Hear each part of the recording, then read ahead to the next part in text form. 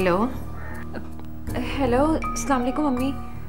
वालेकुम अस्सलाम। जीती रहो। कैसी है मेरी बच्ची?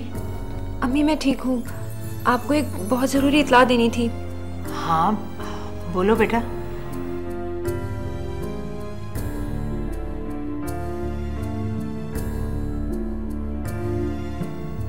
बड़े अजीब लोग हैं।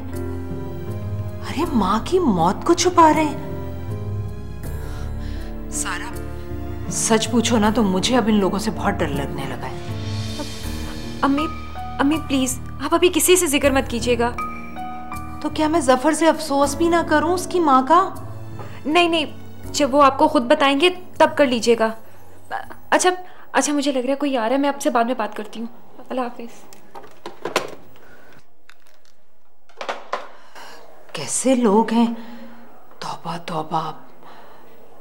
जरूर इस बात के पीछे भी कोई राज होगा। या अल्लाह तो मेरी बच्ची को अपने अमान में रखना।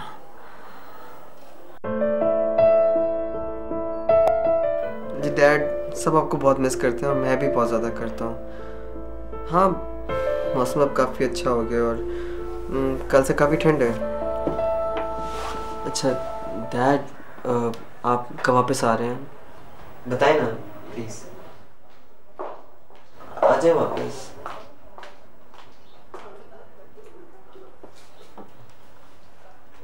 क्या हुआ, किससे बातें कर रहे थे? कोई नहीं, एक फ्रेंड का फ़ोन था। तो बंद क्यों कर दिया तुमने? कुछ नहीं, वो कट गया, कर लेगा दोबारा। ममानी कुछ खाने को है, बहुत भूख लग रही है। सब कुछ है जो तुम कहो। जो फ़ौरन मिल जाए। अच्छा मैं भी देखती हूँ। Please, thank you.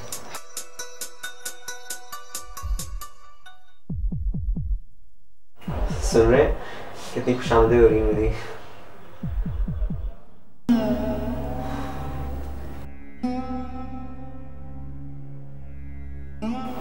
बहुत बुरा। नासिया तो सो गई है। कुछ लाऊं खाने को? अच्छा तो ये है वो। बाजी, हम कह देंगे कि अम्मी का एक्सीडेंट हो गया था। लाश की हालत ऐसी नहीं थी कि उसे ज्यादा देर तक रखा जाए। डॉक्टर ने कहा था कि फौरन दफना दें, इसी वजह से किसी को इत्तला नहीं थी। जो मर्जी कहो, जाने वाली तो चली गई। बाजी, वो तो पागल थी, उसका क्या कसूर? कसूर तो इसका है जिसने उसे अकेला छोड़ा। कहीं इसने जानबूझकर तो? नैला बाजी, मैं ऐसा क्यों करूंगी? मैं तो उनका बहुत ख्याल रखती थी। तो मुझे क्या पता?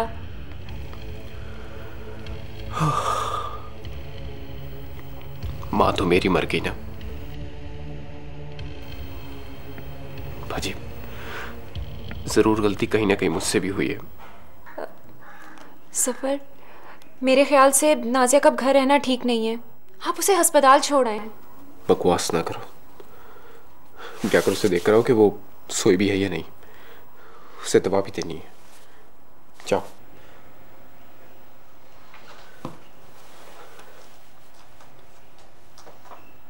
थैंक्स, आपने दरवाजा खोल दिया।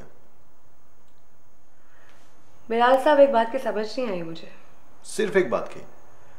यहां तो मुझे आप पूरी की पूरी समझ में नहीं आई। मैं तो एक खुली किताब हूं, मुझे समझने में क्या मुश्किल है? इस किताब को पढ़ना मुश्किल है और आपको समझना उससे भी ज्यादा मुश्किल है। एक बात कहूं, अगर आप बुरा ना मनाए, आला पाए के ढीठ इंसान है आप, माजरत के साथ। और इसे जरा मुहद्दब अंदाज में मुस्तकिल मिजाजी कहते हैं। ले बिलाल साहब, इससे अच्छी चाय आपने अगर पी हो तो पैसे वापस। हमेशा यही कहती है चाय देते। Thank you.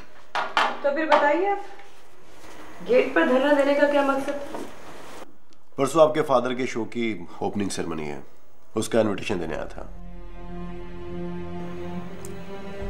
वो आपके बाप ही नहीं, एक शफीक उस्ताद भी है, और मुझे उम्मीद है कि आप जरूर आएंगे। लेकिन परसों तो बाजी की शो की रिकॉर्डिंग है। ये तो अब इनकी मर्जी है कि ये रिकॉर्डिंग को अहमियत देती हैं या अपने बाप के शो को। नकाश साहब से बात करनी पड़ेगी। क्यों? इस शो के मुकाबले पर ही तो आप शो कर रही हैं। नहीं, मेरा किसी से कोई मुकाबला नहीं है, और फिर बाबा से सवाल ही नहीं पैदा होता। मगर दोनों चैनल्स ने एक ही वक्त पर शो लगाकर कर दिया ना मुकाबला। नहीं, ऐसी कोई बात नहीं है।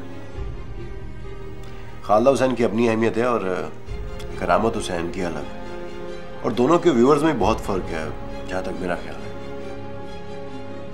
लेकिन फिर भी अगर आप कहती हैं तो मैं उनके शो का टाइम और दिन चेंज कर देता हूँ। नहीं, इसकी जरूरत नहीं है। मैं करामत साहब को बता रहा था कि मैं ये चाहता हूँ कि मैं अपने हाथों से इस प्रोग्राम का जो इन्विटेशन है वो खालदा जी को दूँ। मैं चाहता हूँ। आज इतनी जल्दी? अगर करामत साहब होते तो कुछ देर और रुक जाता। आप बैठे हैं, करामत अंकल आते ही होंगे। नहीं तो फिर आप आएंगी ना? फरा आपको बता देगी, क्योंकि मेरे सारे काम यही मैनेज करती है। जी ओके, अल्लाह हाफिज। जी प्लीज।